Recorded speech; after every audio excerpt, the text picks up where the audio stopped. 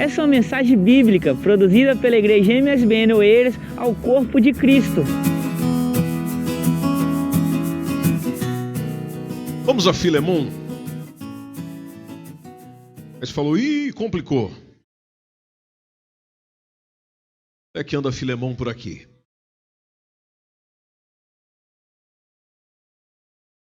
Hoje eu partilho com vocês uma palavra de como nós, como igreja, podemos desempenhar também a missão e cumprir com excelência de uma forma muito simples e muito íntima, muito corriqueira, muito fácil. Nós estamos a viver um tempo totalmente diferente, naturalmente, do passado. Por isso que passado se chama passado, presente se chama presente.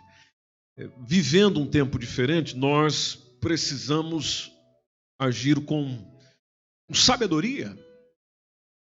Outros preferem utilizar a palavra estratégia, do hebraico, do inglês, strategy, do espanhol, estratégia. Já lembraram do filme? Do francês, stratégie. Não lembraram do filme ainda? Lembrou, Tropa de Elite, é isso aí. O professor fala lá disso. Estratégia, vai dizendo em vários idiomas. E dentro daquilo que nós encontramos na palavra de Deus, há muita coisa que a igreja dos primeiros dias fez, do primeiro século fez, e como seria interessante se nós em Oeiras também o fizéssemos. Até porque, vocês sabem muito bem disso, a igreja que eu tomo como modelo sempre é a igreja de Atos dos Apóstolos. E a gente percebe isso em Atos dos Apóstolos, aquilo que nós vamos ler em Filemon, logo no capítulo 1, que só tem um capítulo mesmo, versículo 1 e o versículo 2, quem escreve a carta está se identificando, dizendo Paulo, prisioneiro de Jesus Cristo, e o irmão Timóteo, ao amado quem? Filemon, que é nosso cooperador, e a nossa irmã Áfia e Arquipo, que é o nosso companheiro, e lá está, essa citação interessante, e a igreja que está onde? Em sua casa. A igreja que está em tua casa. Só para entendermos o contexto. Filemon foi um seguidor de Jesus que vivia na cidade de Colossos. E ele ouviu de Paulo as boas novas sobre Jesus. Paulo nunca tinha estado em Colossos, então talvez o Filemon encontrou com ele numa outra cidade que é Éfeso. Aí o Filemon e outras pessoas tinham ajudado a fundar igrejas naquela região. Inclusive hoje é o sudoeste da Turquia.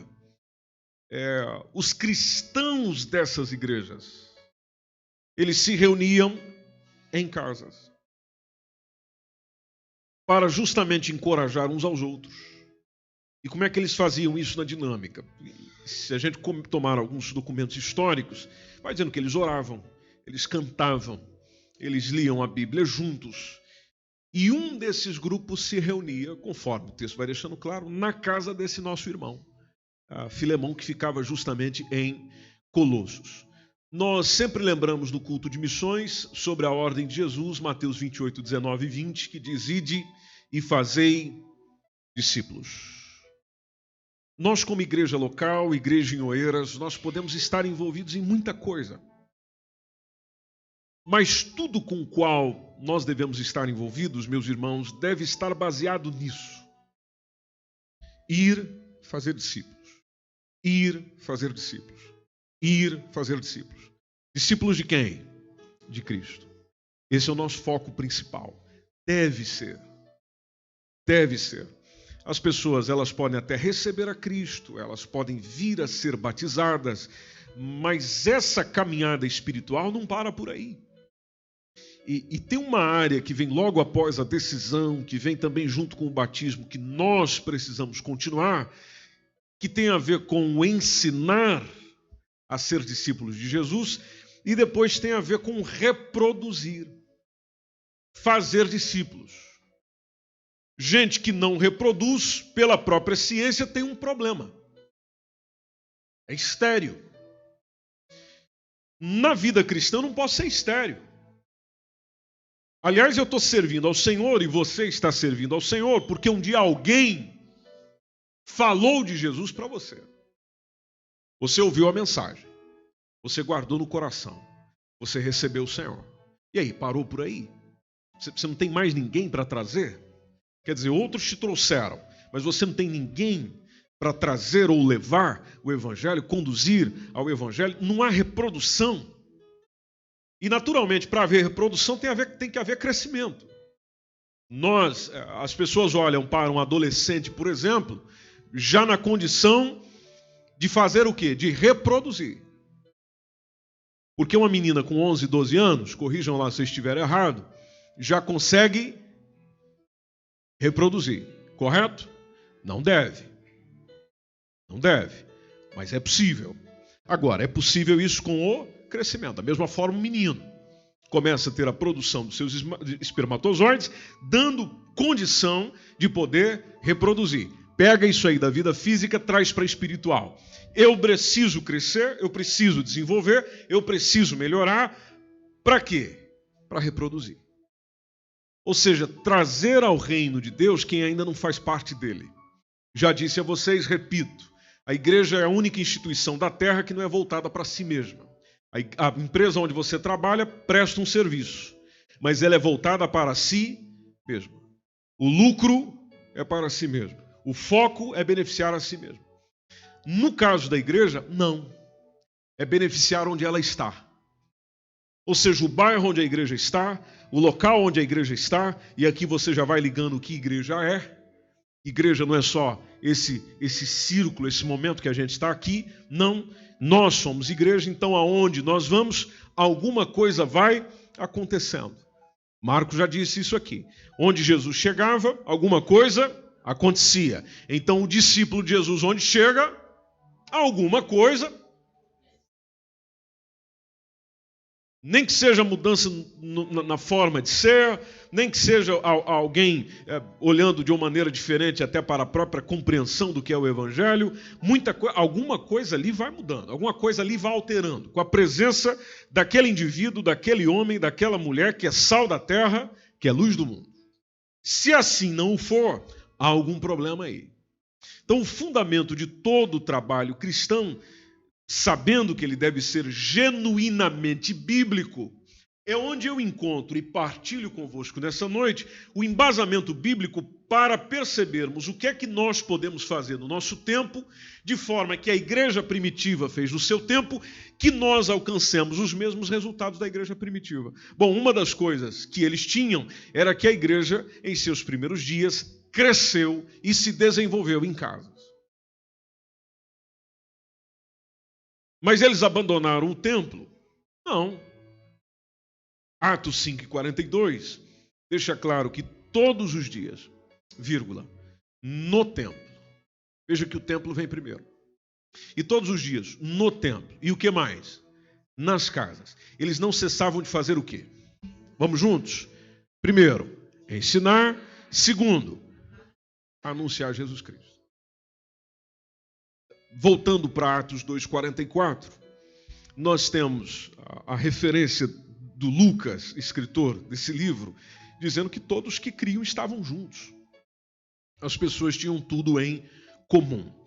E é interessante quando nós olhamos para a história de Cornélio, por exemplo. Cornélio recebeu uma proposta maravilhosa e uma indicação de chamar o apóstolo Pedro para vir ter com ele em casa.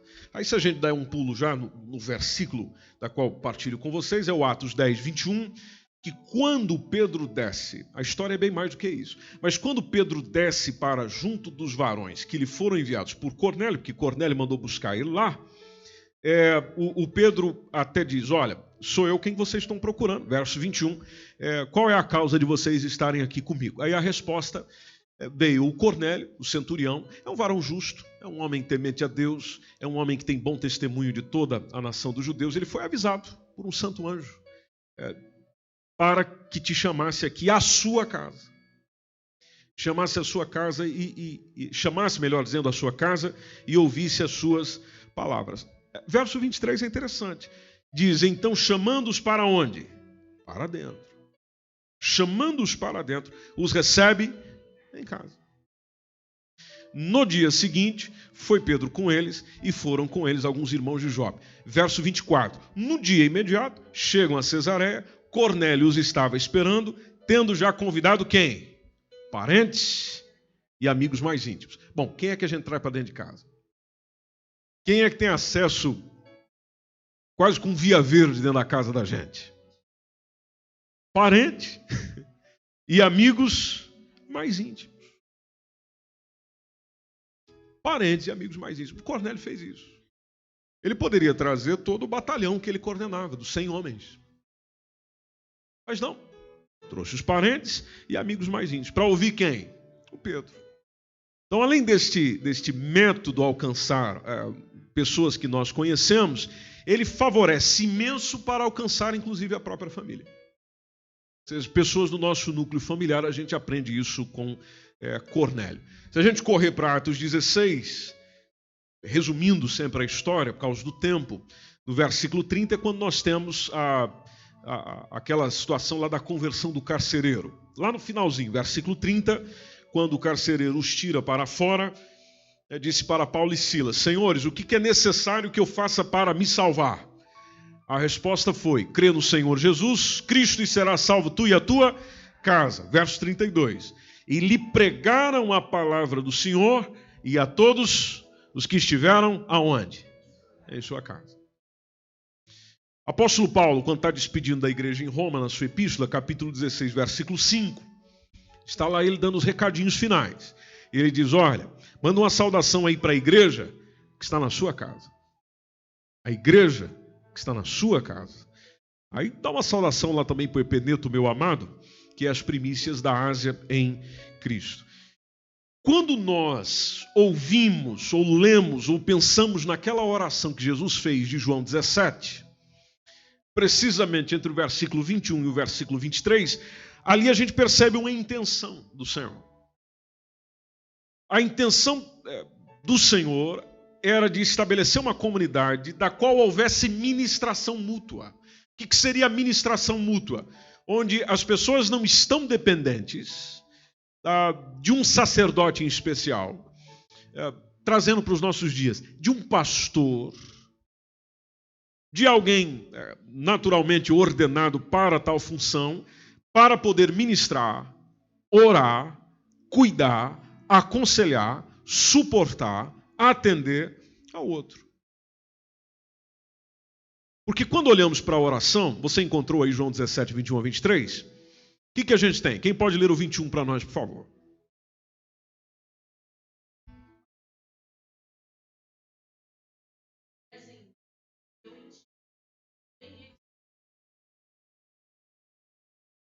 Vamos ao 22? Deles a glória que a mim deste, para que sejam nós. Vamos ao 23? Eu neles e tu em mim, que eles sejam levados à plena unidade, para que o mundo saiba que tu me enviaste e os amaste como igualmente me amaste. Você viu a ideia do sejam um? Sejam um, 21 está lá. Todos sejam um. Como tu és em mim, eu em ti. Que eles sejam um em nós. E aí a referência de Jesus: para que o mundo creia que tu me enviaste. Veja, o mundo crê que me enviou na unidade. Eu, verso 22, eu dei-lhes a glória que a mim me deste, ou seja, eu partilhei. Ele está orando pelos seus discípulos ali. Essa oração alcança nós hoje também. Amém? Você crê assim ou não?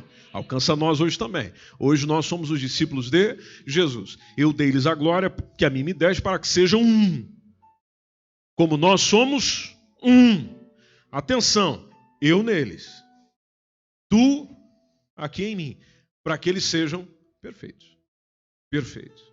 Perfeitos. Perfeitos em quê? Em unidade. Perfeitos em unidade. Mas você sabe que é difícil viver em unidade. Amém. É tenso. É pesado. A expressão de Jesus: eu quero que eles sejam perfeitos. Em unidade. Ou seja, então essa gente tem que se encontrar.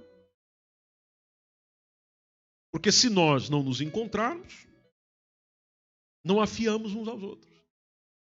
Eu preciso encontrar com aquele irmão chato. Eu preciso encontrar com aquele irmão desconfiado. Eu preciso encontrar com aquele irmão, aquela irmã que me tira do sério. Por quê? Porque esse irmão, essa irmã, faz bem para mim. Aliás, como é que o fruto do Espírito vai ser trabalhado em mim se eu não encontrar alguém que é o oposto daquilo que o fruto do Espírito é? Ou que ainda não tem? Como é que eu vou saber o que é paz, vivendo em paz, não estando num ambiente de guerra? Então, tudo aquilo que nós precisamos ser trabalhados em nós, eu preciso do oposto. Por isso que nós somos diferentes. E glória ao Senhor por isso. Somos diferentes para quê? Para que juntos a diferença não seja a principal característica. Juntos a gente seja um, apesar das nossas diferenças. Jesus falando sobre isso. E nesse um tem que ser perfeito. Perfeitos em unidade para que o mundo conheça. Veja a relação. A relação unidade para que o mundo conheça. O mundo conhecer até nos lembra a evangelização, o evangelho. Para que o mundo conheça, a unidade é importante aqui. Isso está na oração de Jesus. Então, para que o mundo conheça que tu me enviaste a mim e que tens amado a eles como me tens amado a mim.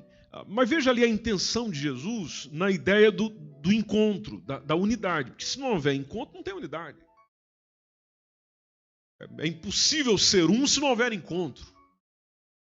Aliás, qualquer casamento, o texto, um dos textos mais lidos é aquele. E os dois se tornarão o quê? Um só. Bom, como é que você casa com alguém sem encontro? Eu vou casar com você, nós vamos viver juntos aí, mas a gente não vai se ver. Bom, isso é casamento? Não, não é casamento. Isso não é casamento. Eu me uno a Jesus, digo que eu sou um com Jesus, mas não tenho encontro com Jesus. Bom, então não aconteceu nada, não tem.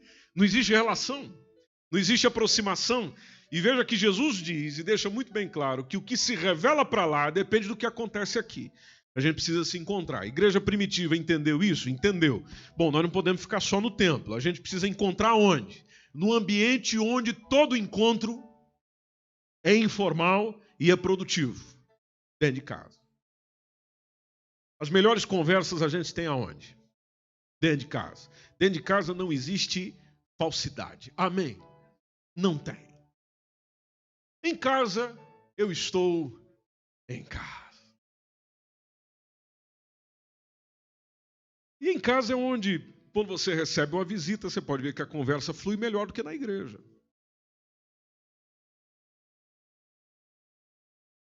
É em casa que nós conhecemos as pessoas, onde elas verdadeiramente moram. Porque o local onde eu verdadeiramente moro não é a casa onde eu estou, é aquilo que eu amo. Então é dentro da casa que você percebe que a pessoa ama. Porque ela está no ambiente dela, no contexto dela, naquilo que envolve o dia a dia dela. Aquilo que se dá atenção dentro de casa é aquilo que nós amamos. Dentro de casa é onde a gente se revela, talvez não na frente dos outros, mas aquilo que nós verdadeiramente somos. Então há muitas vantagens quando a igreja vai para casa, ou se reúne em casa, ou partilha em casa. Primeiro porque a gente sai das quatro paredes. Foi dito aqui pelo Marcos. A gente sai das quatro paredes. A reunião não é só aqui. Tem reunião para lá também. Então nós saímos das quatro paredes, fazemos conexão com as pessoas, porque tem gente que nunca vai vir aqui, mas vai ir lá. Você pode convidar ela para vir tomar um chá aqui. Ela não vem. Mas se convidar para ir em casa, eu vou. Nós, em casa, criamos relacionamentos fortes. Justamente a informalidade coopera muito nesse sentido. E as pessoas crescem. Então a igreja primitiva trabalhou isso, cresceu nisso, melhorou nisso. Por que nós, em Oeiras, não podemos seguir esse exemplo? Por que nós, aqui em Oeiras, não podemos seguir esse exemplo? Até porque favorece o crescimento de pessoas. Meus irmãos, se as pessoas crescem, a igreja cresce. Se as pessoas melhoram, a igreja melhora. Se as famílias melhoram, então a igreja melhora. Se houver um crescimento quantitativo e, ao mesmo tempo, qualitativo, em cada grupo, em cada pessoa, em cada família, em cada reunião, isso vai refletindo na vida da igreja local. E outra coisa muito boa, nós vamos atendendo necessidades. Ninguém fica com falta de atendimento. Todos são atendidos. Então, se fala muito em pequeno grupo, e nós aqui temos na igreja um pequeno grupo, você viu nos nossos avisos que fala sobre o GEF. E tem algumas coisas boas disso. A gente colocar aqui os nossos líderes de GEF para falar, eles testemunham. E quem participa de um GEF também vai testemunhar. Ou seja, isso permite comunhão. Ter aquela reunião, aquele encontro semanal permite a comunhão. E a gente precisa de comunhão. Aliás, a palavra que a gente sempre ouve no final de cada culto é a graça do Senhor Jesus Cristo, que é 2 Coríntios 13, 14, e algumas versões é o versículo 13, onde diz a graça do Senhor Jesus Cristo e o amor de Deus e o que mais? E a comunhão do Espírito Santo. Tem gente que pegou tanto nisso aqui, que se você encerrar um culto sem dar a bênção apostólica, ele fica doente. Ele perde a comunhão. Achei engraçado num culto recente aqui, onde a gente simplesmente encerrou do nada. Aí eu cheguei para cumprimentar o irmão, ele falou, não, pelo amor de Deus, dá a bênção apostólica aqui sobre mim, porque eu preciso. Eu necessito. Tá bem, meu irmão. Peguei e coloquei as duas mãos na mão dele, que a graça do Senhor Jesus Cristo. Pronto, está ministrado, vamos embora, vamos em paz. Mas é o apego no negócio. E a gente precisa dessa comunhão. Viver a unidade cristã é nós colocarmos em prática aquilo que Paulo ensina aos irmãos em Filipos. E a gente pode ver no texto de Filipenses 2:2, onde o capítulo 2, versículo 2, onde ele faz um desafio para a gente. Ele diz, olha, sintam o mesmo. Sintam o mesmo. Tendes o mesmo amor, o mesmo ânimo, sentindo uma mesma coisa. Então, olhando para os evangelhos, nós vamos entendendo, olhando para o evangelho, melhor dizendo, nós vamos entendendo que há um desejo do Senhor que os crentes alcançados por essa graça, alcançados por esse favor, alcançados por essa salvação, cultivem relacionamentos saudáveis. Cultivem relacionamentos saudáveis. E mesmo que nós tenhamos que tolerar muita coisa, é na tolerância que a gente aprende o amor de Deus. Onde tem gente que você talvez não queria encontrar com ela no culto lá da casa, mas é olhando para ela que você entende como Deus te ama. Aleluia, meu irmão. Até porque o outro é uma pessoa difícil, mas você também é. E aí é onde a gente pode chegar e dizer, uou, mas Deus me ama de uma maneira maravilhosa. E às vezes a gente não consegue olhar para o outro e amar. Deus consegue. E às vezes nós ficamos a pensar, mas será que Deus ama mesmo essa pessoa? Porque essa pessoa é muito complicada, é muito difícil. Não, Deus ama ele. Deus ama ela. Aliás, a gente ama porque Deus nos amou primeiro. Então, uma igreja, e nós em Oeiras precisamos ser essa igreja. Uma igreja que leva a sério a Bíblia, ela está preparada para viver em comunhão. Só não se preocupa com a comunhão quem está pouco preocupado com Bíblia. E quem está pouco preocupado com Bíblia, pouca diferença faz, nem mergulhado no próprio querer de Deus ela está. Então, se a igreja é essa comunhão dos redimidos no sangue de Jesus Cristo, ela tem a oportunidade de viver essa comunhão na unidade e no próprio encontro. Nesse encontro se entende e se vive a aceitação, onde eu passo a aceitar o outro.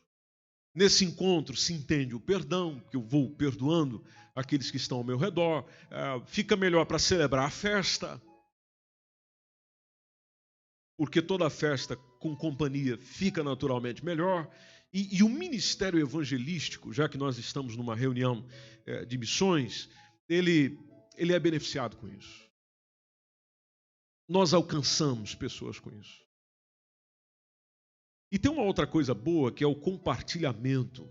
Há uma recomendação de Romanos 12, 13, que nos diz que nós devemos comunicar com os santos nas nossas necessidades. Aí logo depois o apóstolo Paulo diz, segui a hospitalidade. Onde que eu mostro que eu sou uma pessoa hospitaleira? Em casa. Em casa. Alguém bateu na campainha, eu estou lá dentro, eu não atendo. Sou hospitaleiro?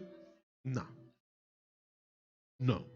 Mas tem muitos de nós que alguém chega, bate lá, a casa está uma bagunça, ou está bem arrumada, mas a gente sempre diz, não repare a bagunça, mas você é bem-vindo aqui. Não liga para os negócios aí não, mas você é bem-vindo aqui. Talvez a pessoa nem é do nosso círculo mais íntimo, mas a gente atende na porta e diz, olha, por favor, entre. A casa é sua, a casa é nossa, é de quem quiser. Quem vier. Outro benefício desse pequeno grupo que a gente precisa pensar, principalmente nós pastores, é que o pequeno grupo permite aquilo que é chamado nessa conversa, nesse meio de pastoreio intencional. Pastoreio intencional. Ou seja, onde as pessoas são melhor atendidas, melhor cuidadas. Por que isso é importante, gente? Bom, isso é importante porque senão a coisa vai sobrecarregando. Olha, uma igreja que vai crescendo, se ficar tudo nos ombros de um só, ele não consegue dar conta. Aliás, em nenhum lugar consegue. Nenhuma empresa consegue, nenhuma organização consegue. Não, é preciso gente. E gente fazendo a mesma função. Quanto maior, precisamos de mais gente na função. E às vezes nós imaginamos que orar por alguém, ministrar sobre alguém, cuidar de alguém, partilhar uma palavra com alguém, é preciso ter um título ministerial. Não é preciso ter. Dentro da Assembleia de Deus, a única coisa que eu não posso fazer, não tendo o título ministerial de presbítero, evangelista ou pastor, é unção. Isso não me dá o direito de chegar lá, irmão, está doente? Tô doente. Ah, vem aqui. Vem aqui porque eu sou pastor. Intencional. E aí eu chego e, não, está errado. Não é por aí, não. E também não batizar. Isso passa por essa ordem eclesiástica da igreja. É eles que conferem essa situação. Mas não quer dizer que eu, como crente servo em Cristo Jesus, não tenha condição de chegar perto do irmão da irmã minha e orar com ele, orar com ela. Ah, eu não posso orar porque eu não sou pastor. Ah, pelo amor de Deus. E quando eu estou a fazer isso com ele ou com ela, eu estou cuidando. Se eu estou cuidando, eu estou pastoreando. Porque a característica do pastor é a preocupação com o outro, não é? Não é por aí? Se associa, o pastor tem a preocupação com o outro. Então é natural. Eu me preocupo com o outro, não preciso ter o título por causa disso, não estou tomando lugar de ninguém, não estou ocupando função de ninguém, não vou tomar também função de ninguém. Agora, naquilo que me é conferido como servo, como discípulo de Cristo, do qual o Senhor me confere, porque é mandamento na palavra dele, façamos. E quando nós olhamos para aquele conselho de Jetro, que é o sogro de Moisés, está em Êxodo 18. Êxodo 18, a partir do versículo 13. O que aconteceu lá? O que aconteceu é o seguinte. O Moisés, ele, diz o verso 13, assentava-se para julgar o povo, e ele ficava em pé, o povo ficava em pé diante do Moisés, desde a manhã até a tarde. É muito tempo. Aí o sogro, verso 14, o sogro de Moisés, vendo isso tudo, o que ele fazia para o povo, que fazia o povo também sofrer e esperar por ele, ele chega para Moisés e diz, o que é isso que você está fazendo?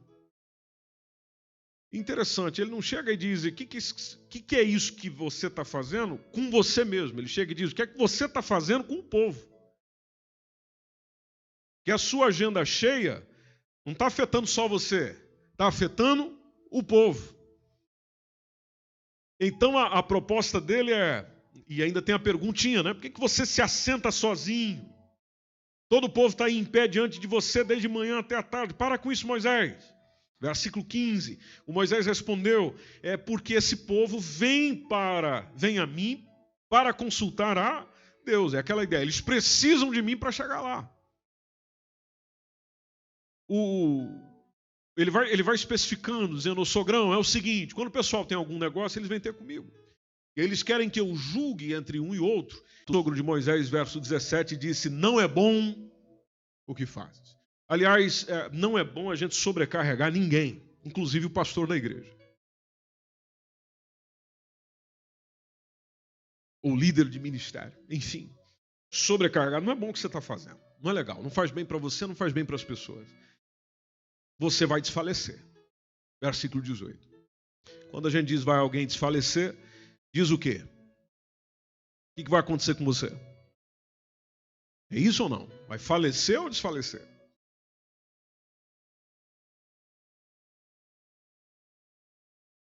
Você vai cair.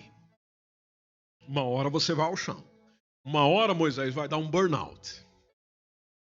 Uma hora Moisés, o físico não aguenta, a cabeça não aguenta. Você vai cair para o chão, você vai cair, você vai para o médico. Isso no nosso ditado 2019. E outra coisa, não é só você, o povo também. O povo está sofrendo, o sofrimento traz consequência, o povo vai sofrer também, porque esse negócio é muito difícil para você. Aí o finalzinho do texto diz o quê? Tu só não o podes fazer. É bom o que você está fazendo. É interessante o que você está fazendo. Mas não é bom que você faça sozinho. Então faz o seguinte, ouve a minha voz. Interessante que o Jétro não chegou e falou, olha, eu estava ali e Deus falou comigo. O Senhor falou ao meu coração, diz para o meu servo Moisés. Não. Foi pelo óbvio. Ouve a minha voz, eu tenho um conselho para te dar e Deus será contigo. Você pode continuar pelo povo, diante de Deus. Você pode levar as coisas desse povo a Deus. Você pode declarar os estatutos e as leis, fazer esse povo saber o caminho que deve andar, a obra que devem fazer. Isso se chama pregação. Pregação e intercessão. O que nos lembra a atitude dos presbíteros e dos apóstolos no Novo Testamento, quando se separa os diáconos. Os diáconos vão cuidar desse trabalho aí, nós vamos nos dedicar à palavra, oração. Palavra, oração.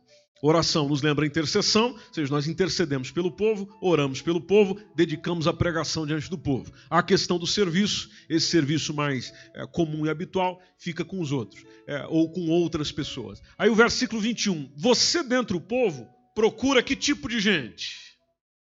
Homens capazes, não pode ser qualquer um. Então procura homens capazes, esses homens precisam ser o quê? Tementes a Deus, gente de verdade, que aborreça o quê? A avareza. Porque esses não vão se corromper por absolutamente nada. E aí você põe sobre eles conforme a capacidade que eles têm.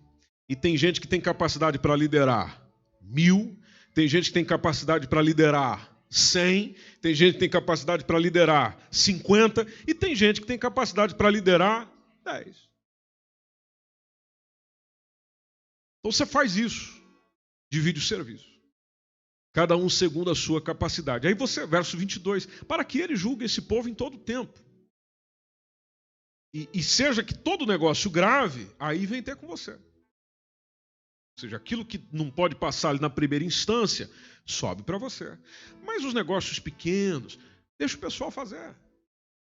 Eles são capazes, são tementes a Deus. São pessoas de confiança diante de Deus e diante de você. Deixa eles fazerem, eles o julguem. E aí, o que vai acontecer consigo, Moisés? Vai aliviar a carga. Por que vai aliviar a carga? Porque a carga sai dos ombros? Não, eles vão levar com você. Tem gente levando a carga com você. E versículo 23 nos lembra, se isto fizeres e Deus te mandar, então você poderá subsistir. E também todo esse povo em paz irá ao seu lugar. Moisés deu ouvidos à voz do seu sogro, fez tudo quanto tinha dito. Moisés fez exatamente isso. Escolhe homens capazes de todo Israel e pôs por cabeça sobre o povo. Liderança. Você lidera isso, você cuida daquilo, você cuida disso, você cuida desse, você cuida daqui. E resolve aí. Resolve aí. Não conseguiu? Aí você traz para mim. Versículo 26. Eles julgaram o povo em todo o tempo. O negócio árduo traziam a Moisés. Negócios pequenos. Julgavam entre eles. Então Moisés despede o sogro com esse conselho fantástico e voltou para a sua terra. Pastoreio, cuidado, atenção, liderança. E você já imaginou se tudo ficar sobre os ombros do pastor da congregação? É o pastor que prega, é o pastor que ora, é o pastor que dirige, é o pastor que pega a guitarra, é o pastor que pega a bateria, é o pastor que vai cuidar do som, é o pastor que vai cuidar lá. O pastor aqui já está morto aí, ué. Vamos enterrar o pastor aí, chama outro porque esse já morreu. Agora, quando a coisa é distribuída, mais gente pastoreia. E eles vão cuidando, eles vão atendendo, eles vão zelando. É claro, se escolhe muito bem quem é que está lá, mas eles vão cuidando, eles vão atendendo, eles vão zelando. Outras situações vem ter com o pastor da congregação, ou o pastor da congregação vai ter com o pastor dele, e assim sucessivamente. Todos são atendidos, todos são supridos, todos recebem oração, todos recebem aconselhamento, todos recebem cuidado, todos são abençoados, todos são nutridos, todos são alimentados, todos servem, todos. Não fica ninguém consumindo apenas na igreja, fica muita gente servindo. A igreja primitiva cresceu por causa disso, porque o pessoal estava servindo. E nós precisamos disso. Então, outra coisa que o pequeno grupo permite é o relacionamento saudável. É desenvolver relacionamento, é trabalhar nos relacionamentos. A diversidade de dons e de talentos que nós temos na igreja torna isso uma comunidade. Você já pensou nessa palavra comunidade? Palavra comunidade, se nós dividirmos ela, vai ficar comum unidade. Unidade comum. Comum unidade. Então, juntando, comunidade. A unidade em Cristo, conforme a gente leu na oração do próprio Cristo, é que vai atraindo as pessoas à salvação. Porque a gente se encontra.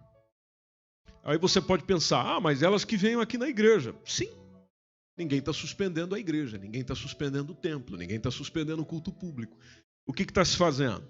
Está levando o culto público para mais perto das pessoas. E dando oportunidade de, nesse culto, nesse encontro, elas desenvolverem as suas relações. E a última coisa que eu partilho convosco, que é uma coisa excelente, e tem a ver um pouquinho do que o Moisés recebeu do Jétro, que é justamente o desenvolvimento de líderes. Meus irmãos, nós estamos precisando de líderes.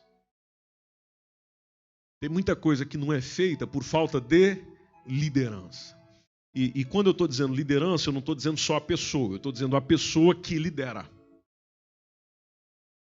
A pessoa que lidera. Às vezes se encontra a pessoa chega e diz, não, deixa que eu cuide dessa área. Mas ela não cuida.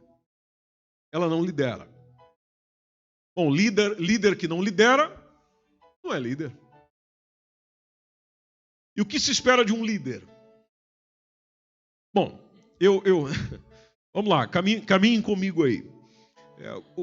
Eu imagino a função de líder, se montar aqui uma imagem mental, como aquela que costumeiramente nós vemos no futebol. Quem é o líder do time? O técnico. O técnico entra no jogo, mas fica sentado no banco? Não. Onde é que ele fica? Ali em pezinho. De vez em quando ele vai para o banco triste, mas já levanta. Porque a torcida dá aquele apoio, dizendo, seu filho dá, bota o... E aí ele, opa, vamos lá, vamos trabalhar. E a gente precisa, às vezes, da torcida dando uma chacoalhada aí. Às vezes o seu líder aí do ministério está paradinho porque a torcida não está movendo com ele. Mas lá está.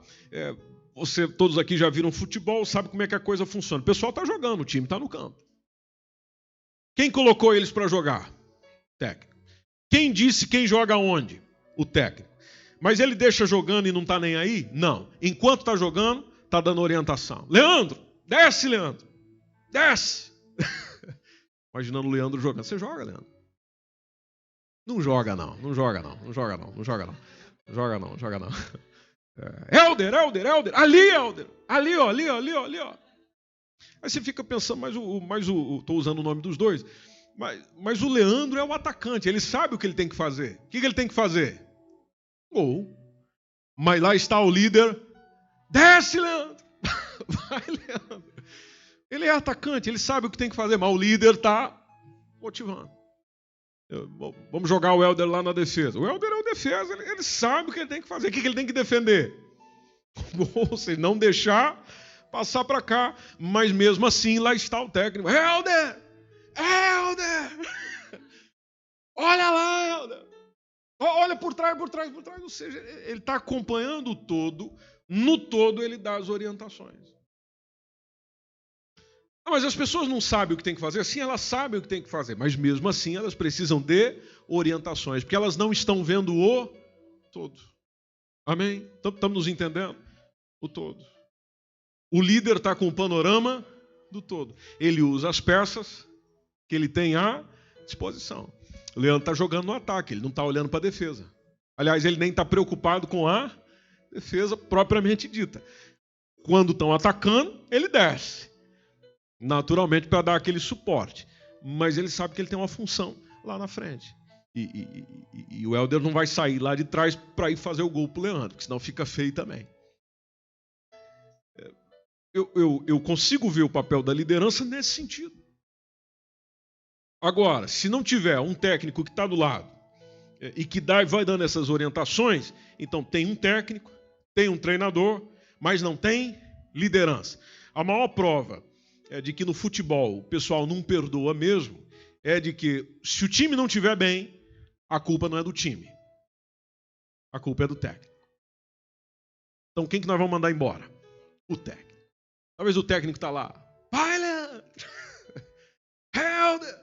O técnico está se esforçando. Mas não está dando certo. Bom, dispensa o técnico. Não vamos mandar embora o Leandro, não. Não vamos mandar embora o Helder. Não, o técnico. O problema é o técnico. A estratégia dele não está dando certo, que ele não está dando certo. Então não tem que mexer nele. Veja que lá fora funciona exatamente assim. Se a gente vier para dentro da Bíblia, Deus sempre foi chamando a atenção do líder também, nem sempre do povo, do líder. Aliás, ontem partilhando uma palavra com a igreja em Lisboa, comentávamos exatamente sobre as 7 igrejas da Ásia. Na carta que foi escrita por Jesus, ou ditada por Jesus, escrita por João, enviada às 7 igrejas da Ásia, o Senhor se dirigiu ao anjo da igreja. Anjo da igreja, mensageiro da igreja. Mensageiro da igreja, com responsabilidade diante do Senhor, é quem? Pastor. Pastor vai dando comando. E naquela despedida, e aqui eu vou encerrando, Romanos 16, que o Paulo faz, você pode perceber várias vezes que ele fala de gente que coopera, gente que está junto, gente que está fazendo, mas ele também fala de gente reunindo em casa. Então vamos juntos no texto? Romanos 16, vocês encontraram aí? Está cheio de nomes bonitos. Ele diz, recomendo-vos, pois, qual a primeira irmã? A Febe, a qual está descansando lá na igreja. Não, está fazendo o quê? Está servindo. Irmã Febe está servindo. Na igreja que está onde? Sem CREA. Então, recebe a Febe aí. Como convém aos santos, ajude em qualquer coisa que de vós necessitar, porque a Febe tem feito o quê? Verso 2. Tem hospedado a muitos. Hospedeira a Febe. Como também a mim mesmo. Paulo dizendo, eu já fui muito beneficiado por essa irmã. Então recebe aí com essa alegria que ela sempre nos recebeu. Manda uma saudação aí também para Priscila e Áquila, que são o quê? São meus cooperadores. Eu posso chamar de meus cooperadores quem coopera. Amém? Não quem atrapalha. Versículo 4. Os quais pela minha vida expuseram a sua cabeça. Olha o tipo de cooperador que o Paulo tinha. Pela minha vida expuseram a cabeça. E que não só eu lhes agradeço, mas também todas as igrejas dos gentios. Verso 5. Saúdem também a igreja que está onde? Em sua casa. Olha lá de novo. Igreja que está em sua casa. Saudai a Epeneto, meu amado, que as primícias dás em Cristo, nós já lemos esse texto. Saudai a Maria. Maria trabalhou muito por nós. Muito.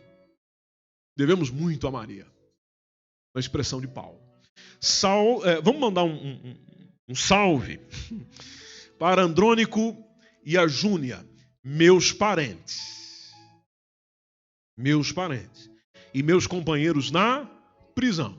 Gente que me acompanhou na prisão. Esteve preso comigo. Os quais se distinguiram entre os apóstolos e que foram antes de mim em Cristo. Saudai a Ampliato. Ampliato é o meu amado no Senhor. Saudai a Urbano, é o nosso cooperador em Cristo. E a Estaques, que é meu amado. A Apeles, aprovado em Cristo. Saudai os da família de Aristóbulo. Saudai a Herodião, que é o meu parente. Veja quanto parente estava relacionado na vida do apóstolo Paulo também. Nepotismo, né? Nepotismo no reino de Deus. O que para nós também não é problema, porque a Trindade é Pai, Filho e Espírito Santo. Chupa essa manga aí. Saudai a Herodião, meu parente, saudai os da família de Narciso que estão no Senhor. Veja que as famílias estavam envolvidas, então tinha muito nepotismo, se você for por esse ponto de vista. Saudai a Trifena e a Trifosa. Trifena e Trifosa trabalham no Senhor, gente de serviço, gente de trabalho. Saudai a amada Pérside, a qual fez o quê? Veja que é só gente que serve, só gente que trabalha, a qual muito trabalhou no Senhor. Saudai a Ruf, eleito no Senhor. E a sua mãe, e minha também, que eu fui beneficiado por ela. Saudai a Assíncrito, a Flegonte, a Hermas, a Pátrobas, a Hermes e aos irmãos que estão com eles. Saudai a Filólogo e a Júlia, a Nereu e a sua irmã, e a Olimpas e a todos os santos que com ele estão. Veja, tudo gente boa. Gente boa. Gente que serve, gente que coopera, gente que está junto, gente que se envolve. A vantagem dessa reunião em casa é que as pessoas estão tendo a oportunidade de quê? De servir. Sabe aquele irmão que nunca consegue vir aqui, pegar num violão e cantar um hino aqui com a gente? Lá na casa consegue. Interessante, esses dias eu visitei o GEF, que a Rose lidera, e aí vi um irmão com violão lá na mão. Eu nunca vi esse irmão com violão na mão. Falei, sairá alguma coisa desse irmão? E não é que saiu, que é o irmão Marcos, né? E não é que saiu. Rapaz, nunca cantou lá na igreja. Aliás, nem nós nunca vimos o Marcos cantando aqui. Lá na reunião.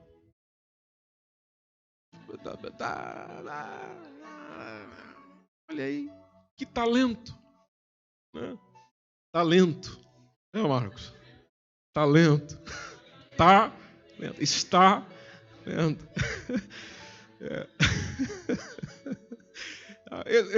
Às vezes as pessoas que não têm oportunidade aqui no nosso púlpito, talvez olhem aqui para vocês, sabe que vocês intimidam, né? Vocês intimidam, vocês têm um olhar intimidador. Para estar aqui diante de vocês, a coisa é tensa, meu irmão, é difícil. E tem alguns irmãos que vocês já viram que chega aqui, fica com mal de Parkinson imediatamente. Tem muitos irmãos, como vocês já perceberam, que chega aqui em cima e está aqui o tempo todo, ó. Então, é complicado. Aqui é que ele ou ela se sente difícil, mas lá numa reunião, 4, 5, 6, 7, 10 pessoas, ali ela se solta, o Espírito Santo toma ele, toma ela, e sai uma ministração linda, que se jogasse o microfone na mão dele ou dela, não saía. Então, o encontro ali, essa reunião particular, além de ser um encontro semanal, ou seja, nós estamos juntos, nós irmãos desse grupo, desse encontro, estamos juntos toda semana, estamos fora do templo dá a possibilidade de alcançar outros também, estamos evangelizando, e o melhor evangelismo é pelo relacionamento. Se você olhar para as pessoas que Jesus e os seus discípulos foram alcançando, é pelo relacionamento. As pessoas se relacionavam. Veio a Jesus porque conheceu alguém que conhecia Jesus. Então a reunião em casas permite isso, permite o discipulado, ou seja, aquele acompanhamento que vem depois da decisão. Porque às vezes é complicado reunir todo mundo na mesma sala.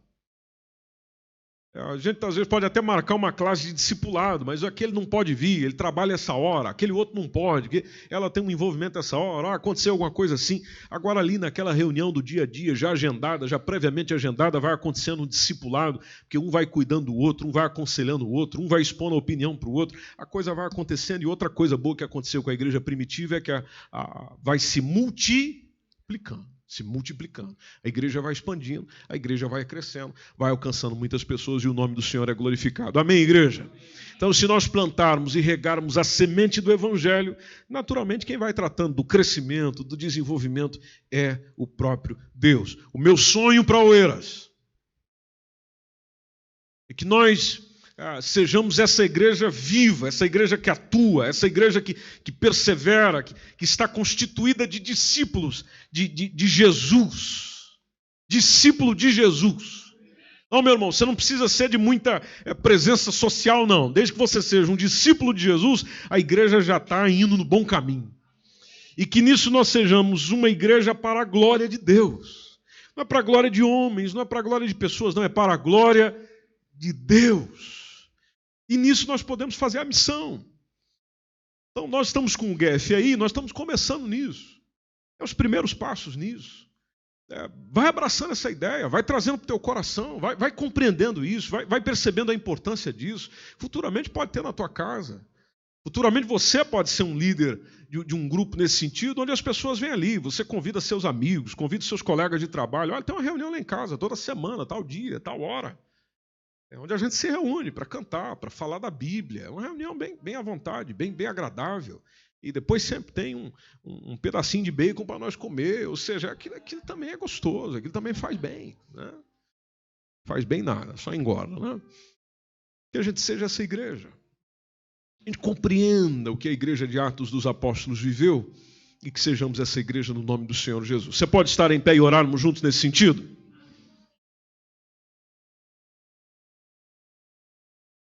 Vamos orar juntos nesse sentido.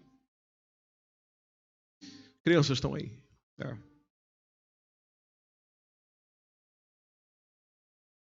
Meus irmãos, Deus tem coisas lindas para fazer nessa congregação aqui. Deus tem coisas lindas para fazer através de nós. Lindas, maravilhosas. Nós temos gente capaz, gente inteligente, gente boa no que faz. Você já imaginou se nós nos deixarmos ser esse instrumento que Deus precisa para essa geração, para esse tempo, para esses dias? Pode acontecer coisas fantásticas aí. Para a glória do Senhor, para a adoração do Senhor, para as pessoas conhecerem o Senhor. Então, permita ser esse instrumento.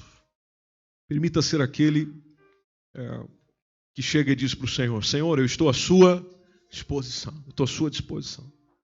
O Senhor conhece as minhas capacidades, o Senhor conhece o que eu sou capaz, conhece aquilo também que eu já tentei e não deu certo.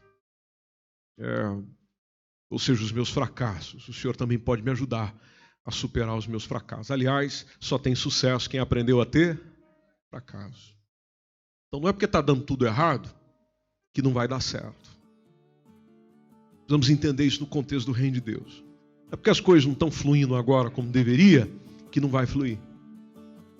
Que não vai acontecer, que não vai melhorar. Não. Tudo tem o seu tempo certo. Tudo tem o seu tempo certo. Em tudo, Deus está trabalhando com a gente. Em tudo, Deus está trabalhando com a nossa igreja. Em tudo, Deus está trabalhando comigo. Deus está trabalhando com você. Aquilo que nós estamos semeando hoje, nós vamos colher. Amém, meus irmãos? Esta foi mais uma mensagem bíblica produzida pela igreja MSBN Oeiras. Siga-nos nas nossas redes sociais, Instagram, Facebook, subscreva o nosso podcast e também o nosso canal no YouTube. Saiba mais em msbnportugal.com.